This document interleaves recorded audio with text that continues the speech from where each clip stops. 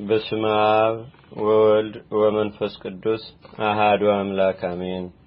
አንድ አምላክ በሚሆኑ በሶስቱ ስም አምነን ንዑድ ክቡር የሚሆን የአባታችን የአቡነ ሀብተ ማርያም በዕለተ እሁድ ሰንበተ ክርስቲያን ቅድስት የሚነበበውን ገድሉን ማንበብ እንጀምራለን።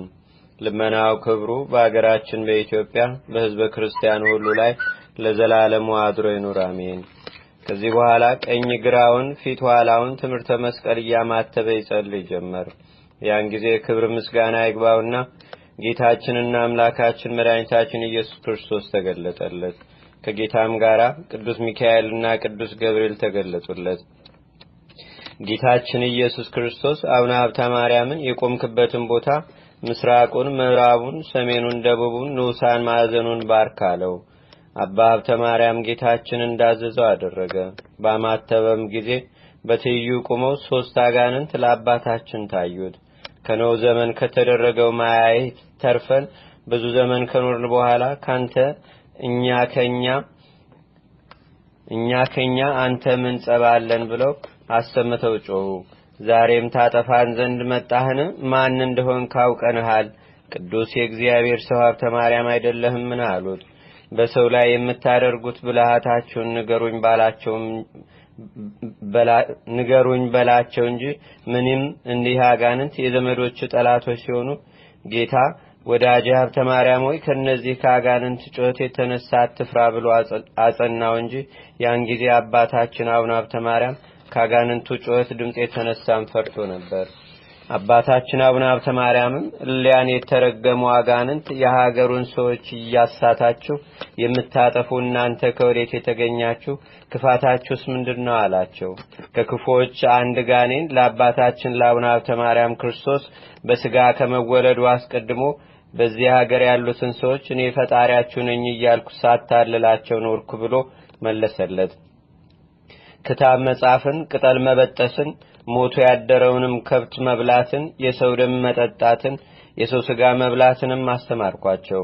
በወፍ እንዲያሟርቱ ጣዖት እንዲወዱ አደረግኳቸው።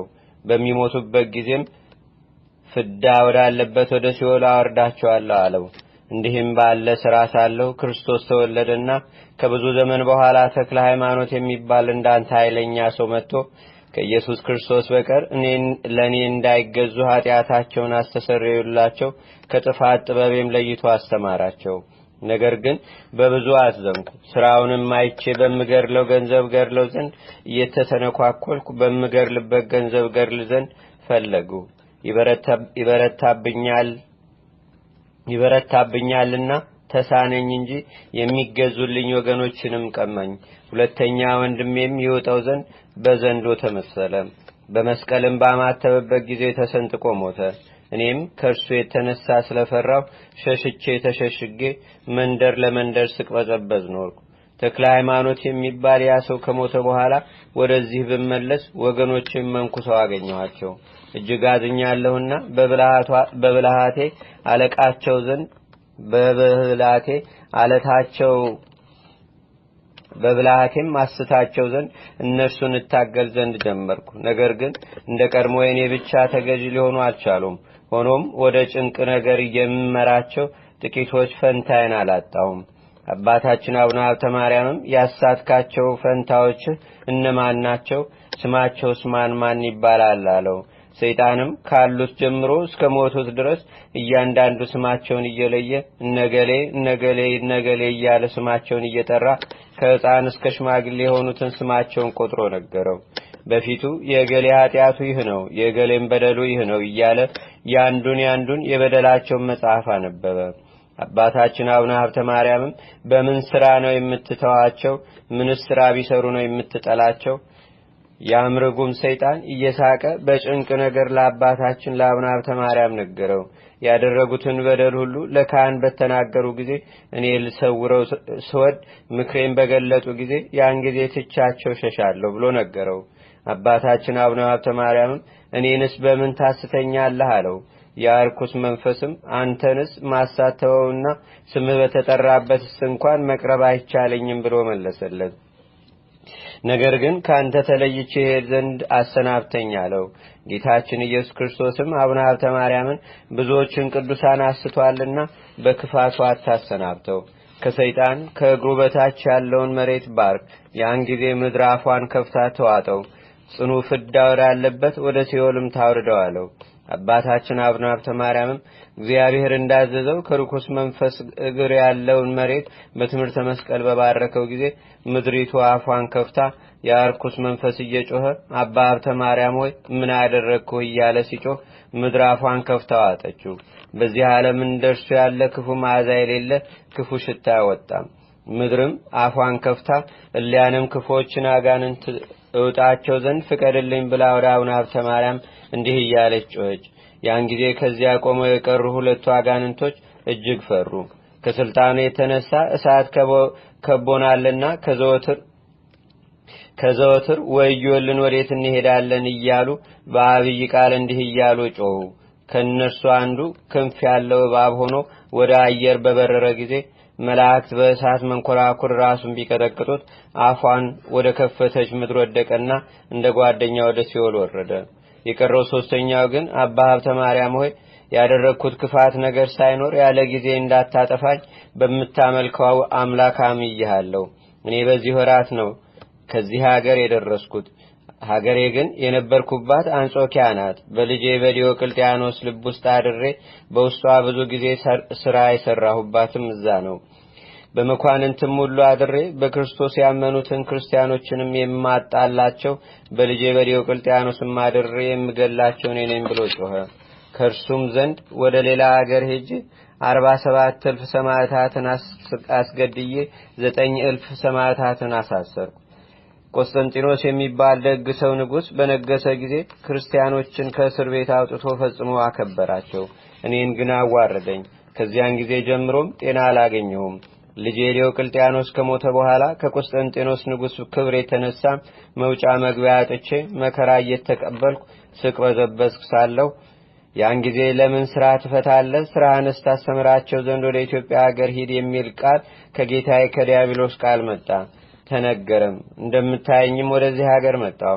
አሁንም እንዳያቸው ወንድሞቼ ዛሬ እንዳታጠፋኝ ስለ እግዚአብሔር ይቅር ብለህ ተወኝ። ይህ ሰው አስቀድሞ ከነበሩ ቅዱሳን ለይቶ መከራ አጽንቶብኛልና ልጄ ዲዮቅልጥያኖስ ሆይ ታድነኝ ዘንድ ወዴት ሄድክ እያለ አለቀሰ። ያን ጊዜ ጌታችን ኢየሱስ ክርስቶስ አቡነ ሀብተ ማርያምን በሚፈረድበት ገንዘብ የሚፈረድበት ጊዜ አልደረሰምና ይህንን እስተው አለው። የጌታ ቃል እንዲህ ብሎ በተናገረ ጊዜ ሰይጣን ከአባታችን ተለይቶ በኖ ጠፋ። ምድርም እሊያን አጋንንት ለማስጠም ከተከፈተች በኋላ እንደ ቀድሞዋ ተከተለች። ዳግመኛም ጌታችንና አምላካችን መድኃኒታችን ኢየሱስ ክርስቶስ አባታችን አቡነ ሀብተ ማርያምን ወዳጄ ሀብተ ማርያም ሆይ እነሆ ከድካም ወደ እረፍት የምትሄድበት ቀኑ ደረሰ፣ ደስታህም እንደ ሻማ ተዘረጋ አለው። ና ወደ ደብረ ሊባኖስ ውረድ፣ በዚያም ትቀበር ዘንድ አጽምህም ከዚያ ከተቀበሩት ከቅዱሳን አጽም ጋር ትጨመር ዘንድ ወዳጄ ተክለ ሃይማኖት ስላንተ አጽም አጥብቆ ለምኖኛልና ያንተ አጽምና የእርሱ አጽም በደብረ ሊባኖስ ዳግመኛ በክብር እስከምትነሳ ድረስ በዚያ ይሆናልና አለው። ይህንንም ካለው በኋላ ጌታችንና አምላካችን መድኃኒታችን ኢየሱስ ክርስቶስ ወደ ሰማይ በታላቅ ክብርና ምስጋና ወደ ሰማይ አረገ። አባታችንም ከዚያ ከነበረበት ቦታ ተነስቶ ወጥቶ ወደ ደብረ ሊባኖስ ደርሶ ሳለ በደብረ ሊባኖስ ድብቅ ነገር ተገለጸለት። ከዕለታት በአንድ ቀን ወፍ በፊት ለፊቱ ተቀምጣ ጮኻ አለቀሰች። አባታችንም ስለ ወፏ ጩኸትና ለቅሶ በጣም አለቀሰ። ከእርሱ ጋር ያሉ መነኮሳትም አባታችን ሆይ ለምን ታለቅሳለህ አሉት። እርሱም ያቺ ወፍ ዛሬ እንቁ የሚባል አሞራ መጥቶ ጣቶቼን ገድሎ በልቷቸው ቤቴንም አፍርሶብኝ ሄደ። አሁን ዳግመኛ መጥቶ እኔን እንዳይበላኝ ብዬ ፈርቻ አለቅሳለሁ ብላ ስላለች ነው አላቸው። ስለዚህ ነው ወንድሞቼ የማለቅሰው አላቸው። ይህንንም ሰምተው ወንድሞች መነኮሳት አብረውት አለቀሱ። ምክንያቱም ከፊታቸው ወፏ እጅግ አምራና አሳዝና ትጮህ ነበርና። አባ ሀብተ ማርያም እግዚአብሔር ይጠብቅሽ ብሎ በእግዚአብሔር ፈቃድ አጽንቷት ሄደ። ዳግመኛ በእግዚአብሔር ፍቃድ ወደፊት እንደምትሰራ አውቆ የሴቶች መነኮሳት ገዳም እየዞረ እያዩ ሳሉ ስሟ አጋት የምትባል ባህር ቃሏን ከፍ አድርጋ የእግዚአብሔር ሰው ሀብተ ማርያም ሆይ የዚህ የሀገር ሰዎች በእኔ ላይ የሚያደርጉብኝን በደል ተመልከትልኝ። ሌሊት በእኔ በባህር ውስጥ ቆመው በሚያድሩ ቅዱሳን ደም ተቀድሼ አድራለሁ። በሐብል ጀርባቸውንና መላ አካላቸውን ይገርፋሉ። በእሾህም ሰውነታቸውን እየገረፉ የእሳት ቃጠሎ አስመስለው ደማቸውን ሲያፈሱ ያድራሉ። በቀን ግን ኃጢአተኛ ሰዎች ወደ እኔ መጥተው በልብሳቸው በሰውነታቸው ያለውን ወንዶችም ሴቶችም የዝሙት ስብኑን ሲያጥቡብኝ ረክሳለሁና አባ እነዚህ ኃጢአን ከኔ ዘንድ እንዲወገዱልኝና ጻድቃን ብቻ ወደ እኔ እንዲሰበሰቡ ጸሎት አድርግልኝ አለችው። ሄኖክ ባህረ ኔጌብን ቃል በቃል እንዳናገረ አባታችንም አጋት ባህር እንደዚያው ካናገረች በኋላ የባህር ቃሏን ሰምቶ ለልጆቹ ነገራቸው። ልጆቹም ሰምተው በጣም አደነቁ። አባታችን ግን ባህር የእግዚአብሔር ፍርድ እስከሚደርስ ዝም በይ። ዳግመኛም ሌላ ባህር እንዲህ ስትል ሰማ። ቅዱስ ሆይ ፍረድልኝ። አንድ ታላቅ ዘንዶ የሀገሩ ሰዎች ያለ ዕውቀት የሚያመልኩት ሁልጊዜ እየመጣ ከኔ ሲጠጣ በጣም አዝናለሁ ብላ አባታችን ስትናገር ከጌታችን ከኢየሱስ ክርስቶስ ቃል ከሰማይ እንዲህ ሲል መጣ። እርሱንም እኔ ፈጥሬዋለሁ፣ አንቺንም እኔ ፈጥሬሻለሁና ፍዳውን የምከፍልበት ጊዜው አልደረሰምና እስከዚያ ታገሺ ባህር የሚል ቃል ተሰማ። ያን ጊዜ በእግዚአብሔር ትእዛዝ ባህር ከጮቷ ዝም አለች። ለአባታችን ግን በሀገረ ቃው ይኖር እንደነበረው እንደ አባ መቃርስ ሁሉ ምግባርና የተሰወረውን ሁሉ እንዲያውቅ እግዚአብሔር ጸጋን ስለሰጠው የሰውን ኃጢአት የእያንዳንዱን የተደበቀውንም ያውቅ ነበር። አንዳንድ ካህናትም ወደ መቅደስ ገብተው መስዋዕት ማሳረግ የማይገባቸውን መላእክቶች እንደሚያስወጧቸው አይቶም ስራቸውን ሁሉ ለሚታመኑትና ለሚከተሉት ሁሉ ይነግርባቸው ነበር። አባታችንም አቡነ ሀብተ ማርያም ከጾምና ከትህርምት ብዛት የተነሳ በደከመ ጊዜ በባህር ውስጥ መቆም ተሳነው። በባህር ውስጥ ስለመቆም ፈንታም ውሃውን በእንስራ እየመላ 4ቱን ወንጌል እያነበበ በጧትም በማታም ይጠመቅ ነበር። ቄሱ አንድ ጊዜ በአብ ስም አጠምቃለሁ፣ በወልድ ስም አጠምቃለሁ፣ በመንፈስ ቅዱስ ስም አጠምቃለሁ እያለ ባጠመቀው ጊዜ መንፈስ ቅዱስ ወርዶ በአባታችን ያድር ነበር። ተለይቶት ሳይሆን መገለጡን ስራ መስራቱንም መናገር ነው። የተጠመቀበትንም ውሃ መሬት ሳይደርስ መላእክት በክንፋቸው ተቀብለው ሀብተ ማርያም የተጠመቀበትን ውሃ አንስተው ወደ ላይ ያሳርጉ ነበር። ዳግመኛም ያ ውሃ ከሰማይ ወርዶ በአባታችን በአቡነ ሀብተ ማርያም ላይ ባካፋ ጊዜ የደረቀችውን መላዋን መሬት ሁሉ ያለመልማት ነበር።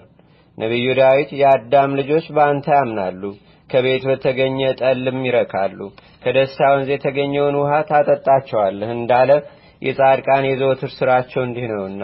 ከዕለታትም በአንድ ቀን በነሐሴ 24 የአባታችን የአቡነ ተክለ ሃይማኖት መታሰቢያ በዓልም የብዙ ጻድቃን ስውራኖችም በብርሃን ሰረገላ ተጭነው መጥተው ቅዱስ በሆነች ቦታ በአባታችን በአቡነ ሀብተ ማርያም መካነ መቃብር በተሰራው ቤተክርስቲያን ቁርባን ሲቀበሉ አየ። ከዚህም በኋላ ዕለተ ሞቱ በደረሰ ጊዜ ለሞቱ ምክንያት የሚሆን ቸነፈር ያዘው። መድኃኔ ዓለም አምላካችን በአቢ ምስጋና ወደ እርሱ መጥቶ ሰላም ላንተ ይሁን ወዳጄ ሀብተ ማርያም ሆይ፣ ዛሬ ግን ወደ አንተ የመጣሁት ከድካም ወደ ዕረፍት ወስድ ዘንድ ነው። 7 የጽድቅ የክብር አክሊሎችን አዘጋጅቼልሃለሁ። አንደኛ ስለ ንጹሕ ድንግልና፣ ሁለተኛም ዓለምንና በውስጡ ያለውን ንቀ በመኖርህ፣ ሶስተኛ ስለ ፍጹም ምንኩስና፣ አራተኛ ዘወትር 4 ወንጌላትን በማንበብህ በመጸለይህ ስለ እኔ ምክንያትም፣ አምስተኛ በረሃብ፣ ስድስተኛ በጾም ስለተጋደልክ፣ ሰባተኛ በልብህ ቂምና ጥላቻን ትዕቢትና ትምክትን ባለማሳደርህና በልብህ ውስጥ ባለማስቀመጥህ ስለ ንጹሕ ተልእኮ ክህነትህ ስለ ሙዝ ዕጣንህና ስለ ንጹሕ መስዋዕትህ ነው። እኒህ 7ቱን አክሊላትም እያንዳንዳቸው ባለ 15 ኅብርና ጌጥ ያላቸው ናቸው። አህጉረ ገነትም በውስጡ 500 የወርቅ አምዶች ያለው ትገባባት ዘንድ አንተና እንዳንተ ላሉ ወዳጆች የሚገቡበት ቤት እሰጥሃለሁ። በምሰጥህም ቤት መታሰቢያህን ያደረገ በጸሎቴ የተማጸነ ይገባል። የወርቅ ጫማን፣ የእሳት መስቀልን፣ የብርሃን ልብስን፣ ድብቅ መናንም እሰጥሃለሁ አለው። መድኃኔ ዓለምም ይህን ቃል ኪዳን ሲሰጠው 99ኙ ነገረ መላእክት በየሥርዓታቸው መጥተው ቆሙ። ወዳጃችን አቡነ ሀብተ ማርያም ሆይ ሰላም ላንተ ይሁን። ዛሬስ በዝማሬና በማህሌት ከፀሐይና ከጨረቃ ከከዋክብትም 7 እጅ ወደምታበራ ወደ ሰማያዊት ሀገር እንወስድ ዘንድ መተናልና ደስ ይበልህ አሉት። ቅዱስ አባታችን አቡነ ሀብተ ማርያምም ለእግዚአብሔር በሰማይና ምስጋና ይሁን፣ በምድርም የሰውን ልጅ ለወደደውና ላፈቀረው ብሎ አመሰገነ። ይህንንም ባለ ጊዜ አምላክ በሶስትነቱ ተገልጾ ታየው። ከዮሐንስ መጥምቅ ጎን ለጎን ቀጥላ ያለችውንና ከፀሐይ እልፍ እጅ የበለጠ የምታበራውን ሀገር እንድሰጥህ እነሆ በማይሻር ቃል ማልኩልህ አለው። እውነት እውነት እልሃለሁ መታሰቢያህንም ያደረገ ስምህንም የጠራ ለቤተ ክርስቲያንም ዕጣን የሰጠ ወይም ዘቢብ የሰጠ ወይም መብራት የሰጠ ካንተ ጋር ይኖራል። 4 ወንጌልንም ታነብ ስለነበረ ለእያንዳንዷም የወንጌል ቃል ፍሬህን 1000 ያደረኩልህ። ይህ ቃል ኪዳን ላመኑ ልጆችህና መታሰቢያን ለሚያደርጉ ሁሉ ማየ ጸሎቱን ለሚጠመቁ ለሚያነቡ ለሚያስነብቡ ይህን ቃል ኪዳን ሰጥቻለሁ አለው። ይህንንም ካለ በኋላ ጌታችን አፉን 3 ጊዜ ሳመው። ያን ጊዜም ከመድኃኔ ዓለም ጣም ፍቅር የተነሳ ነፍሱ ከስጋው ተለየች። ጌታችንም ተቀብሎ አቀፋት፣ ከእርሱም ጋር ወደ ሰማይ አሳረጋት። ያን ጊዜም በቅዱሳን ሰራዊተ መላእክት ዘንድ ታላቅ እልልታና ብዙ ደስታ ሆነ። በሰማያዊ መላእክት በምድራውያንም ስውራን ቅዱሳን ዘንድ ታላቅ ደስታ ሆነ። በሐሳበ ዕብራውያን በናይብሮስ ታስሪን ወር 22 ቀን በኢትዮጵያ 26 ህዳር ወር በሰማዕታተ ናግራን በዓል በ6999 ዓመተ ኩነኔ በኋላ 1499 ዓመተ ምህረት በሆነ ዘመን ዕለት የአባታችን የአቡነ ሀብተ ማርያም ነፍሱ ከስጋው ተለየች። ያን ጊዜም ከአባታችን ከአቡነ ሀብተ ማርያም የሕይወት መንፈሳቸው ከወጣች በኋላ ካህናት በመልካም ልብስ ገንዘው በዝማሬ በማህሌት ከቅዱስ አባታችን አቡነ ተክለ ሃይማኖት አጽም ጋር በጻድቁ መቃብር ቀበሩት። ለአብ ለወልድ ለመንፈስ ቅዱስ ክብር ምስጋና ይድረሰው። ይህንን ያህል ታላቅ ጻድቅ ለሀገራችን መማፀኛ መማለጃም የሰጠን ስሙ እስከ ዘላለም ድረስ የተመሰገነ ይሁን። የጻድቁ የአባታችን የአቡነ ሀብተ ማርያም ጸሎቱ ረድኤቱ በረከቱ ሀገራችንን ኢትዮጵያን ሕዝበ ክርስቲያንን ሁሉ ለዘላለሙ ይጠብቀን፣ አሜን። በደሉ ብዙ የሆነ ይህን መጽሐፍ የጻፈውንም ወልደ ሰንበትን ይህን መጽሐፍ ያጻፈው መምህር ሀብተ ሚካኤል ያነበበውንና የተረጎሙትን መምህር ገብረ ሕይወትን ኃይለ ቃሉንም ለሰማን እኛንም እግዚአብሔር በቸርነቱ ይጠብቀን። ጌታችንና አምላካችን መድኃኒታችን ኢየሱስ ክርስቶስ የአባቴ ወዳጆች የሆናችሁ ቅዱሳን ወደ እኔ ኑ መንግሥተ ሰማያትንም ትወርሱ ዘንድ ተድላ ደስታ ወደሚደረግበት ትገቡ ዘንድ በሚል ጊዜ በደላችንን የመላእክት ወገን ስለሚሆን ስለ አቡነ ሀብተ ማርያም ንጽሕና ይቅር ይበለን። በአዳራሹ በኢየሩሳሌም ከእርሱ ጋር ያኑረን ለዘላለሙ ይሁን። አቤቱ ጌታችንና አምላካችን መድኃኒታችን ኢየሱስ ክርስቶስ ሆይ ከብልጽግናቸው ብዛት የተነሳ ብዙ መባ ካገቡት ይልቅ የዳይቱን አነስተኛ መባ እንደተቀበልክ ለሁልጊዜም የሚያገለግሉ አእላፍ መላእክትን እያሳሰብን በችግራችን ጊዜ የምናቀርብልህን ምስጋና ተቀበል። ቅዱሳን ነቢያት፣ የወንጌል ሰባኪያን ሐዋርያት፣ ሰማዕታትና ጻድቃን፣ ትጉሃን መላእክትና ፍጹማን ደናግል እንዲሁም ደጋጎች መነኮሳት ሆይ ልጅ አዋቂ ሳይለይ የምንሰበሰብባትን ይህችን የጉባኤ ቦታ ባርኩ።